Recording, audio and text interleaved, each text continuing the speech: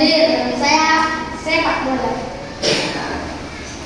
Akila Najwa Amelia. Hadir, hobi saya rendang. Restu Faiza. Hadir, hobi saya main sepak bola. Masuk semua ya hari ini. Masuk. Sebelum belajar kita tepuk semangat dulu. Udah siap? Ya. Tepuk semangat.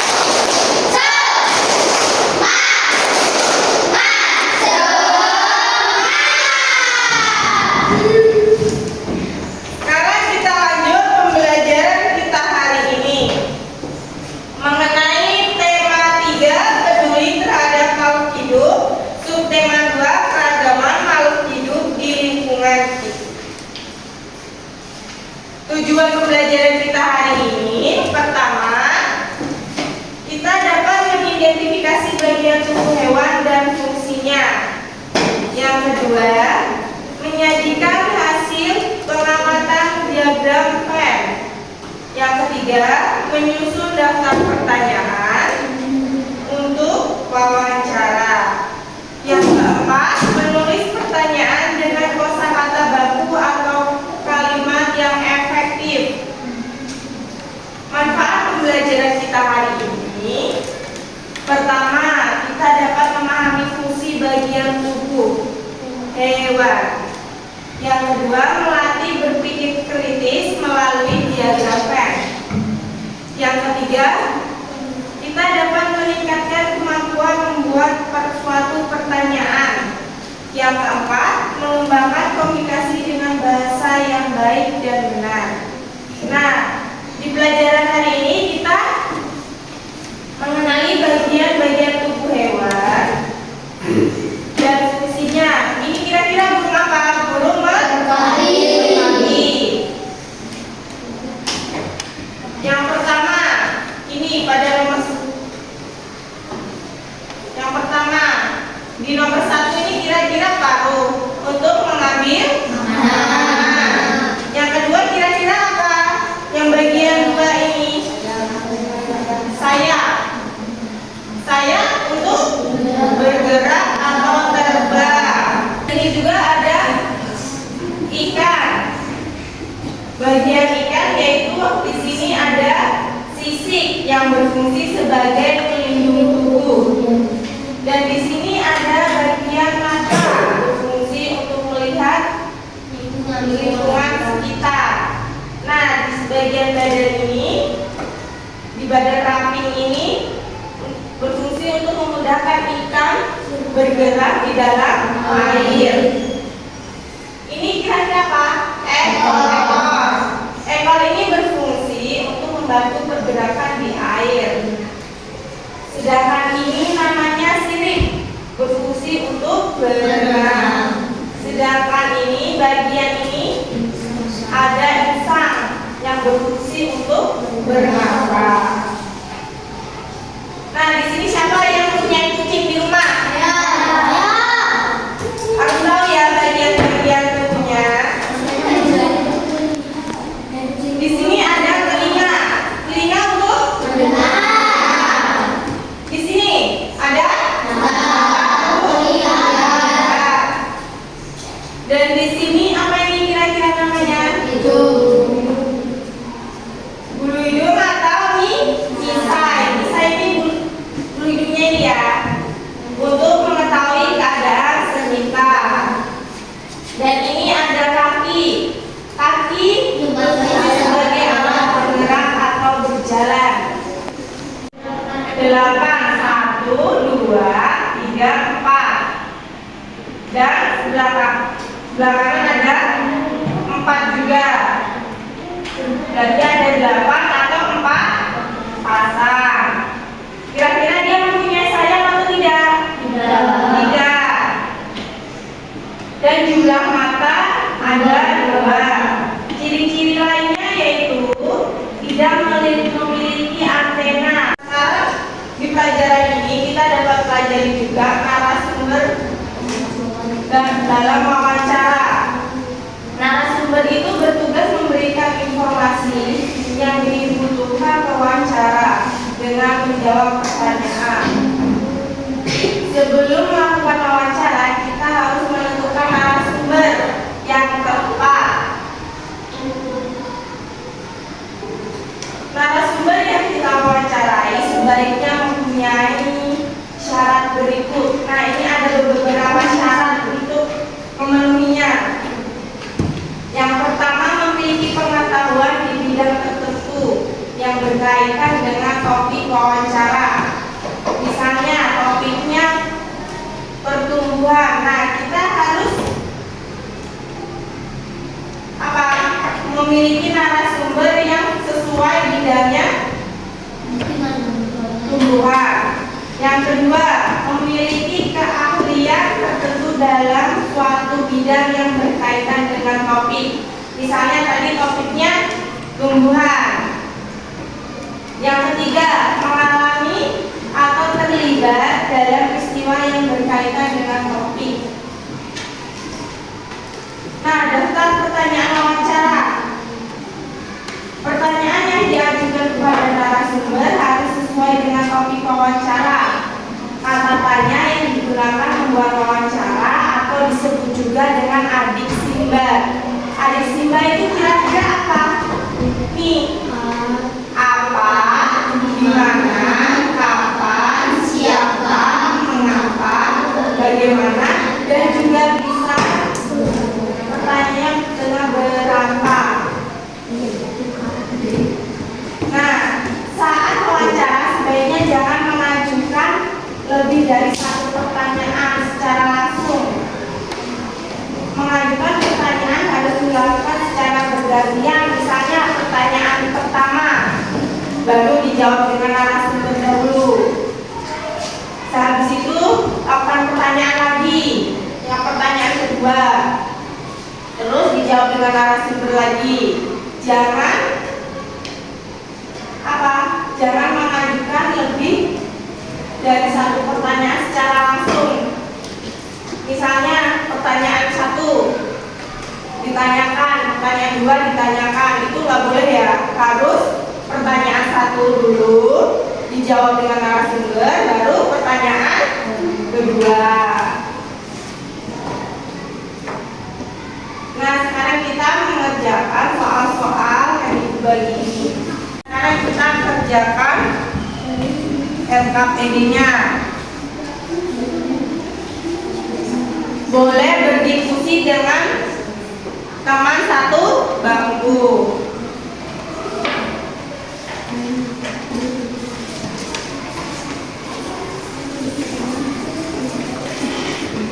Jangan lupa dikasih nama ya.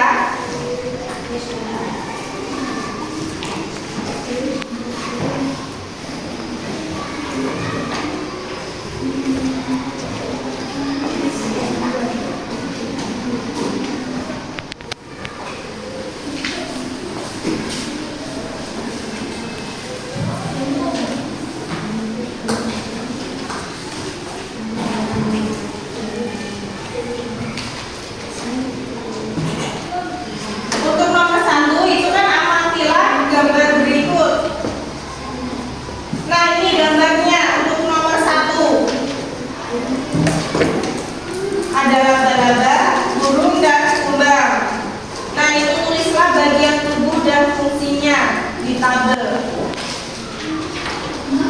Ada yang ditanyakan? Dibikin bulat dulu. Apa perbedaannya antara laba-laba dan kumbang? Yang tengah ini kan persamaannya.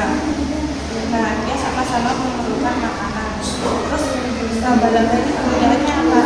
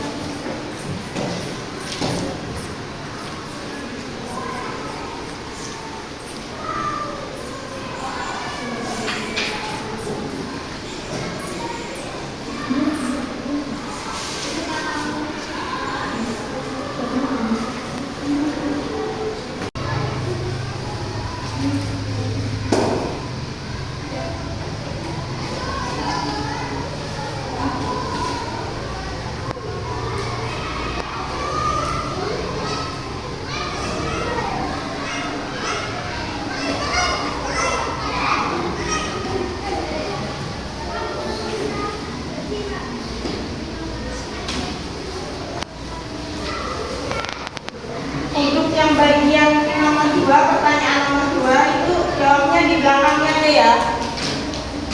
Ya, di belakang. Kan itu harus menggambar diagram petnya. Jadi harus di belakangnya aja. Dibuat lingkarannya. Ya, dibuat lingkarannya.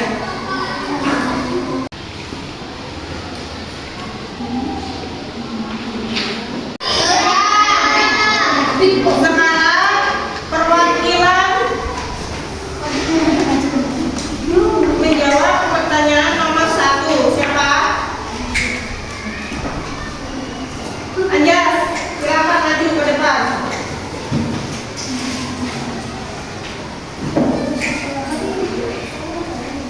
Pertanyaan yang nomor 1.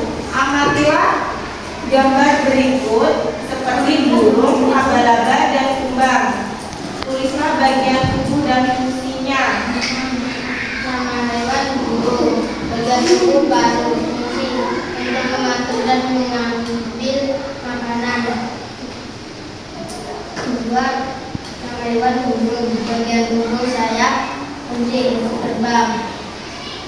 Nomor 3. Nama hewan laba-laba. Bagian tubuh kaki, fungsi untuk berjalan dan menangkap busa. 4. Nama hewan kumbang. Bagian tubuh antena, fungsi untuk merasakan bau dan lingkungan. Silakan duduk. Jawaban nomor 1 sudah bagus ya, sudah benar. Sekarang nomor 2. Siapa?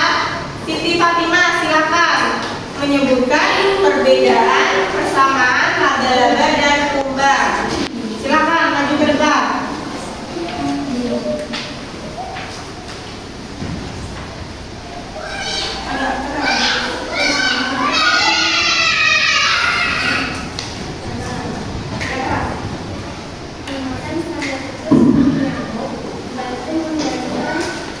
Populasi sama.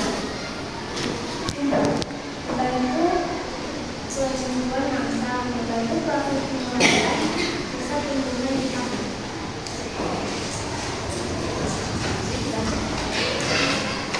Sekarang soal nomor 3.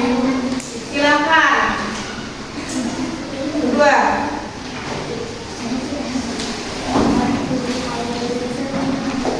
Nomor 3 apa pertanyaannya? Buatlah 5 pertanyaan wawancara yang akan kamu ajukan kepada seorang penjaga kamar atau petugas kebersihan.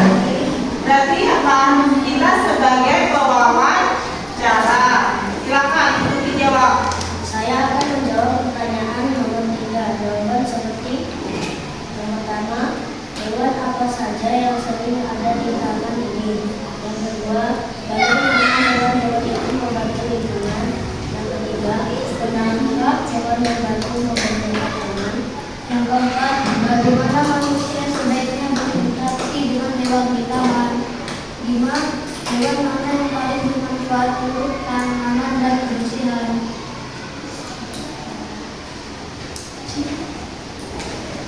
Jawabannya udah benar semua ya. Apa yang kita pelajari hari ini? Apa tadi? Tentang mana ya Pak?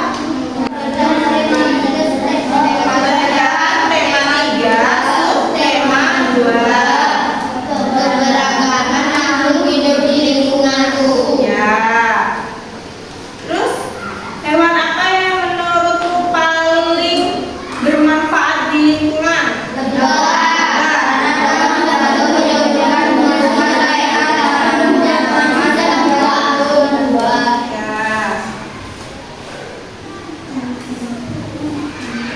Nah, kesimpulan pembelajaran hari ini yaitu siswa dapat mempelajari bahwa setiap hewan memiliki bagian-bagian tubuh yang berbeda dan setiap bagian tubuh tersebut memiliki fungsi-fungsi yang penting untuk membantu hewan bertahan hidup seperti apa tadi? Paruh untuk makan, sayap untuk bergerak, dan ekor untuk menjaga keseimbangan serta mata untuk melihat.